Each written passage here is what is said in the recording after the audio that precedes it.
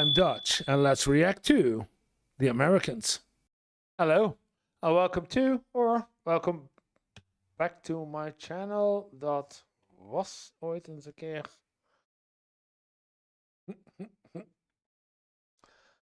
Hello, and welcome to my channel. My name is Johan, and I'm a typical Dutchman.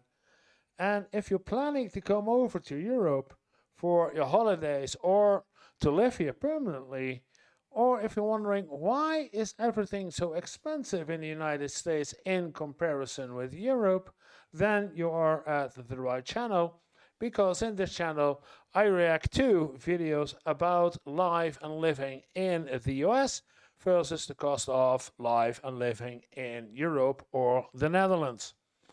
And for today, we're going to take a look at 5 reasons why life in America has no future. Time to find the American dream living abroad. From Dutchmen abroad, yeah. Well, 5 reasons why it has no use anymore to find the American dream in America. Let's take a look. Everybody, welcome back. We have our Circle K coffee and we're just going to hop right into it. Since I've been back in America, and honestly going back for years now, America has changed. It's Oh, so she's going back and forth? Okay. no longer what it was when I was a kid. You know, it's not the 90s America, it's not the 80s America, it's not even the 2000s America. America's changed drastically, and some people say it's the start of you know, the Iraq War. Some people will say it's, you know, everything's been in decline since the 2008 recession. But in this video, I want to talk about 5 reasons why America is going to get worse. And I think that these are more qualitative reasons than just kind of something that can be measured, right? These are things that you sense when you're in America. And if you're a student, when you're in America and when you are an American and coming back from Europe into America. So it's hard for me to understand. So let's hope that he explains it good enough for me. Student of culture and history like I am, the things that are kind of standing out more and more these days. So I think the first thing on the list I really want to talk about is the collapse of family, because it's the cornerstone of community, not just nation, right? Not a country, but a community, even on a small scale. Within the family dynamic, within like your lifetime existing in a family, you know, you go through so many experiences that are shared, you know, whether it's biological things like having a kid, I mean, just being raised, you know, but living with loved ones, watching them grow, watching them die. These experiences are things that connect us kind of through time and space. Things have been happening for hundreds of thousands, millions of years. And all over the world, yeah. And they connect us all, right? But especially within the community, because it's from the family and it's from the maintenance, the building, and the protection of a family that I think we originally developed concepts like honor, truth, duty, responsibility, trust, love. And I think if we're going to get deep about it, you can say it's the soil from which the soul grows. And good families, good familial bonds don't just make good citizens, but they make good people. So with the erosion of the family, with the destruction of a 2-parent household, that family bond, those family ties and responsibilities, they're fractured. And you know, how can we expect to have good citizens coming up in new generations, or this generation, you know, because it's been in slow, steady decline. Kind of the focus on the single parent household. You're catering. Yeah, okay, I was wondering from the decline of family and family ties, etc. Yeah, but that's not specifically in America, but I guess it's more relevant in America that both, I would say both parents, but this time man and husband and wife, husband and wife both need to do work to survive, to have enough money to pay the rent, to buy groceries. If they also want to have a kid, somewhere, somehow, well, not somehow, at a certain point, one of those should have enough income. Yeah, I get it. It's a lot of people don't think that they're gonna need kids because they don't have the time for kids or the money for kids. And then there is no family. There's only husband and wife, and no new generation with their sense of honor and credit. Yeah, I get it. Yeah. To the emotions of people, because we see single parent households and we see single parents and we feel bad for them. But the fact is, when we're looking at a nation, a country, a community, right? A family serves as a function. And when that function fails, it puts the whole system in detriment. And I think another one of the key identity points that we've lost in this country, that I think is only going to get worse, comes from the job market, right? Right now, we're in a job market crisis. People have jobs, people are working, so you can look at the employment rates and you can say, oh, these are up or these are steady. But the fact is, it's a bit of a cope, because we all know that the economy is absolutely trash. We all know that people are struggling, right, to make enough just to survive. You know, that we're a country, we're a people that are in debt, right? Even at the highest levels of our government, the country itself, we are in an immense amount of debt.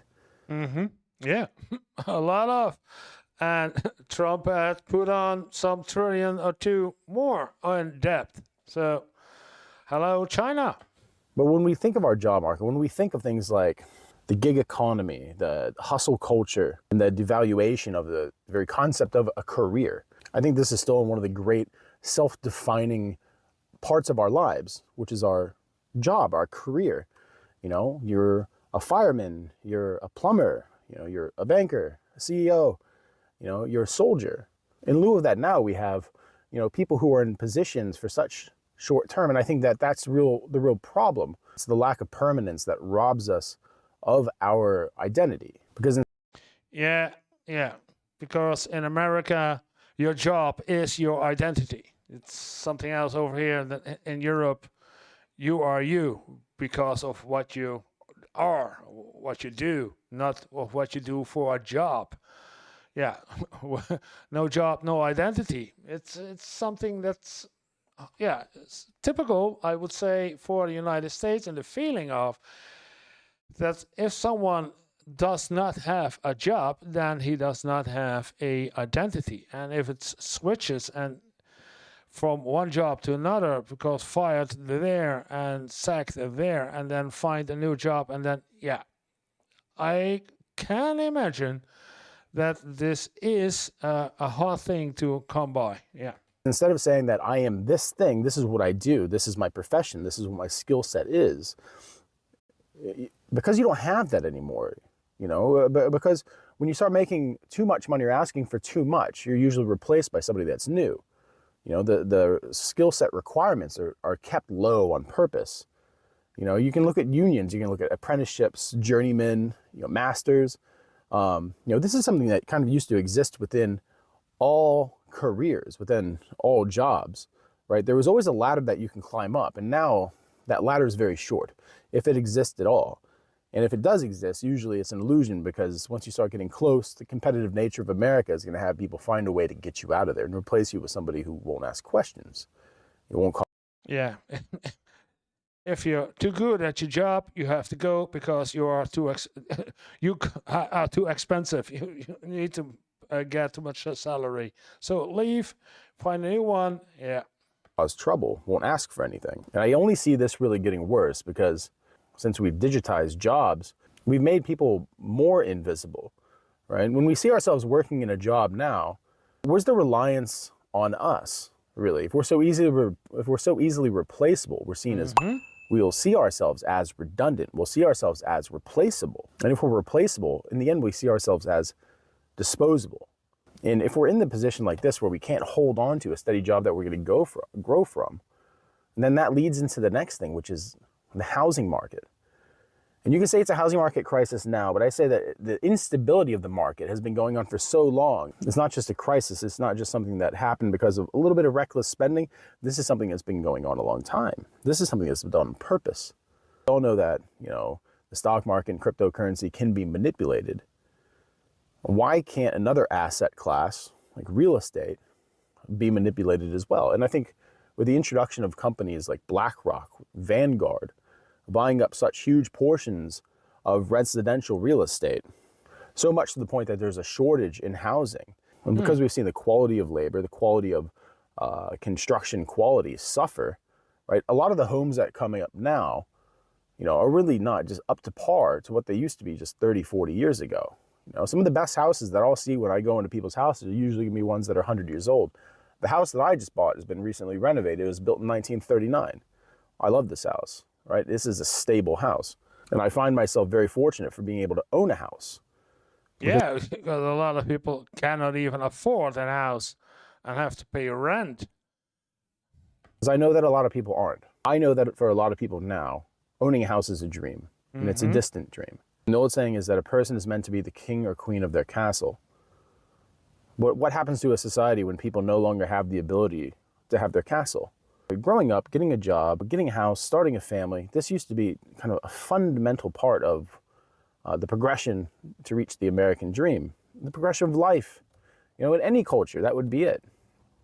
But now, the requirements to get into the job market, the requirements to actually buy a house, to get a mortgage are so high that it's practically priced out multiple generations of people at this point. And the question is that going to get better? I think the answer is obviously no. There's no way it can get better, and it's not meant to get better, and that's what I'm saying. Yeah, it's it's not getting better for the next 2 generations, I guess, until something collapses or implodes or explodes. Something has to happen, then there will be changes. But as it is for now, nothing's going to change. The price of housing is inflated, yes. But because it's inflated, does that mean that it's going to come down? Is the value of the dollar going to go up? That's only relative to the value of other currencies. The real value of homes is much higher than it actually is because of the devaluation of the dollar. When you only see 20, 30% increase in home prices over the past few years, a lot of that is being artificially suppressed, and by high interest rates. People look to the new administration coming in and saying that, they're going to cut interest rates. Oh, it's hot.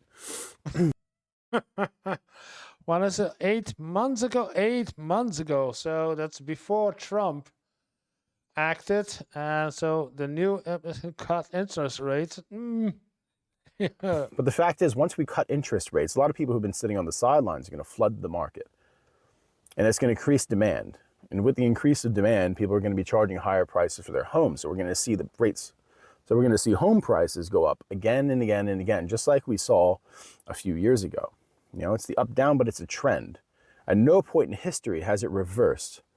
You might get like a flash crash where, opportunistic people with the means, to act and get homes can get homes, but it's going to be really just what you're talking about, 5, 10% decrease in prices. Once the value of these homes is realized, then attaining a home is no longer just a dream, it's a fantasy. It's an absolute fantasy because at that point, the requirements to actually get a mortgage is going to be what? If you have an income of $200,000 or something like that? But I wonder who determines the value of a home, the value of a house, not a home, the value of a house. Who says my house is worth X amount, $200,000, $300,000, $400,000? Is this the home owner, or is there as this over here, an independent organization that comes over, looks at your house, the state it is in, how much rooms, what the heating and energy and roofing, and it goes over each and every detail of your house, and by going over it, they say, okay, this is the price, more or less, that you can ask. Maybe something more, but that's it. Is this the same in the United States? I wonder. higher maybe. So what happens when you have a population and they can't own a home? There's no place for them. If they're perpetually renting, your dream of starting a family, your dream of what life is supposed to be has fundamentally changed, and it's been taken away from you. And the kind of resentment that comes with that has consequences that have to be paid eventually, right? And I think people are very tired of seeing people at the upper end of things, have not just financial control, but moral control over their lives. Rise up and say anything about any of these institutions and count yourself a traitor, say you're not patriotic, or they call you a communist, or they call you a fascist. There's a whole bunch of descriptors that are going to be thrown on you whenever you challenge the system, whenever you point out its flaws. The fact is, if you're an American or you're in the greater West, you're suffering. You're suffering and you shouldn't be. So you've eroded the value and the concept of family, right? You've taken away people's ability to identify within the community by whatever job they usually would be. And now you price them out of home ownership. Mm-hmm. So this leads into the fourth thing, which is lack of ownership. And I think that this is one of the most defining aspects of this generation, the lack of ownership. And we remember the WEF said something on the pamphlet saying, you'll own nothing and be happy. We've moved into that era. That's not something far away in Germany. That's something here, right? When everything is rented, everything is leased, we're a country that's in debt. Whether it's student loans, whether it's mortgages, whether it's car loans, car notes. Everything is in debt. You can't own nothing and be happy. They call it now, which I don't know why. We're a country without ownership, and that has so many consequences. Because if you can't own these things, then you own no place in your country. You own no part of America. America is no longer for you. Your country, your nation, your community isn't for you. So what responsibility do you have for your country? They say that the rates of enlistment in the military are very low. If people have no skin in the game, if people have no way to measure themselves or define themselves, why would they put their lives on the line for that country? Why would they? So this isn't exactly a left or right thing, and you can look at it as a classist thing, which it absolutely is. But the fact is you have a vast majority, a super majority of the people who've been absolutely disenfranchised. They've been dispossessed, they've been displaced. And the consequence of displacement is going to come eventually. And we can talk as much as we want about population decline and things like that. But people exist within a system. Once quality of life goes up and you start putting economic restrictions on people's lives, or you put an economic governor on people's lives that stop them from progressing like they normally would, there's going to be a crash, right? There's going to be an adjustment, and that can be from revolution, that can be from voting, the rise of populism. That's what this is really coming from. The rise of populism is a response to all these things, in my opinion, my humble opinion. Because I think it's a natural part of that biological mechanism of in being a human to have some kind of say, right? To not just be led and guided, but to actually want to participate and want to be part of something, want to have a feeling of consequence in your lives. That all the work that you've done actually means something. Mm-hmm. Not just to your direct family, but if you're living within a community, a country, a nation, a state, that the work that you put in has meaning. In the military, we say that every person is a cog in a big machine, and is like, kind of horrible as that is to hear in the first part, because it makes you feel small. It only takes one cog to mess up, to throw off the machine. And there is a bit of importance in that. They used to say bullets don't fly without supply. And it's a silly thing, but there is truth to it. Everything serves a function. Everybody serves a function. When you have too many people, and when you've taken away the importance of the jobs, and you've taken away the importance of identity, within jobs and within family. And taking away becoming and forming a family, yeah? You've taken the ownership away. Mm-hmm. You force people to react. And what we're starting to see now is people reacting, whether it's riots, populist movements. Now we're seeing things happening to CEOs out there. You have a powder keg, right? You have a pressure cooker, steam's leaking out, and it can only get worse, really, because there's no intention. There's no intention to make things better, because to make things better would require some damage to the economy. It would require a loss in profits, and this is a country that's controlled by corporations. It's what America has become. It's a country for profit. And without that ownership, I think that comes with the last thing, that there's no common narrative anymore. There's No common narrative. There's no common goal, I would say. Everyone has his own path. Everyone has to take care of themselves.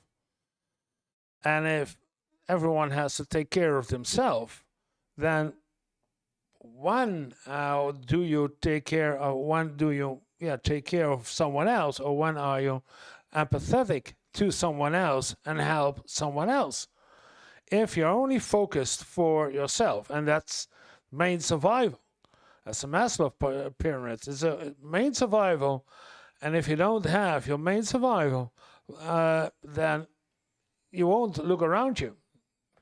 common narrative of what it is to be an American. And I think that we're starting to get this in other cultures as well. But I think America is kind of the tip of the spear with this one. The absolute segmentation of populations into competing ethno groups.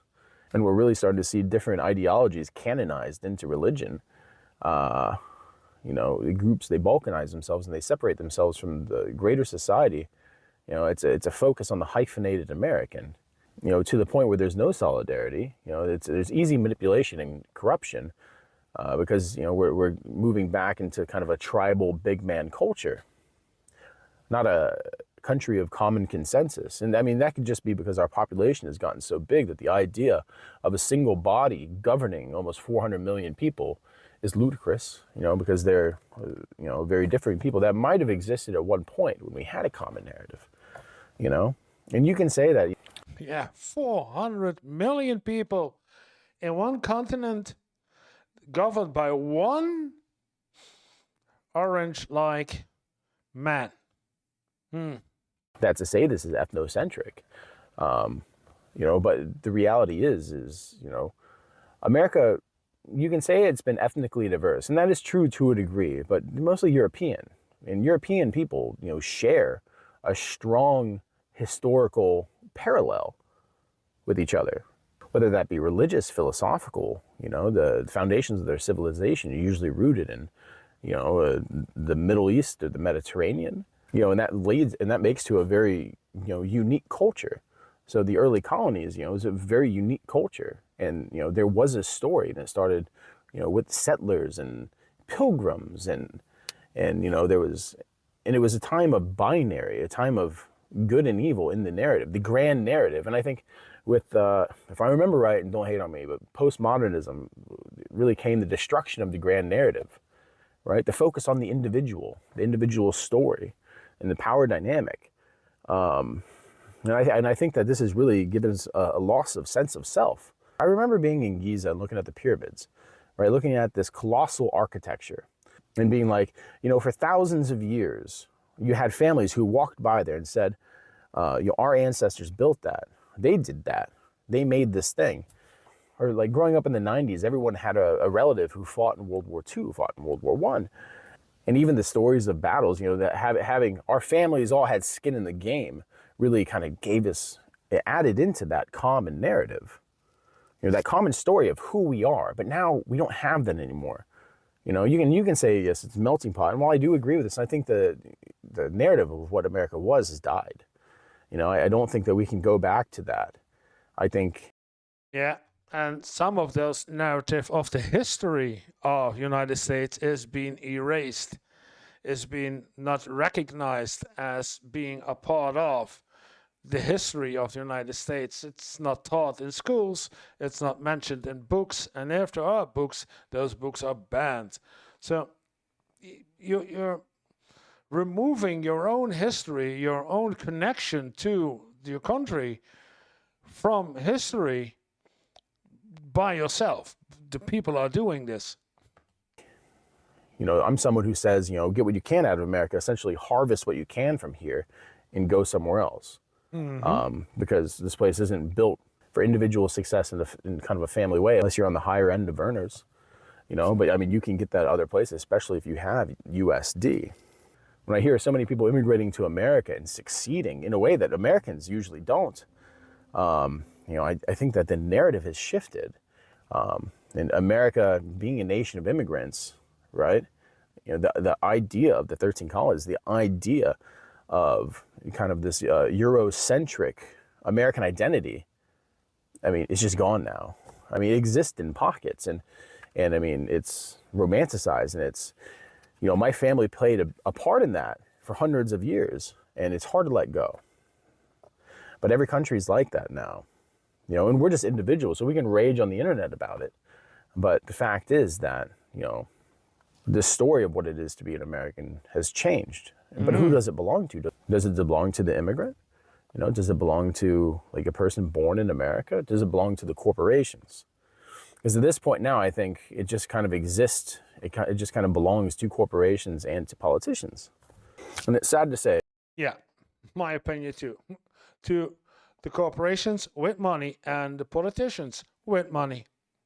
Because there's so many people who love this country so much, and so many people who, for generations, have really paid into the system and have really done everything they can for America to become what it has become, just to be kind of usurped by corporate interest or by lobbyists. And of course, like I said, there's going to be a consequence to this. So these are really the 5 reasons that I think America is going to get worse.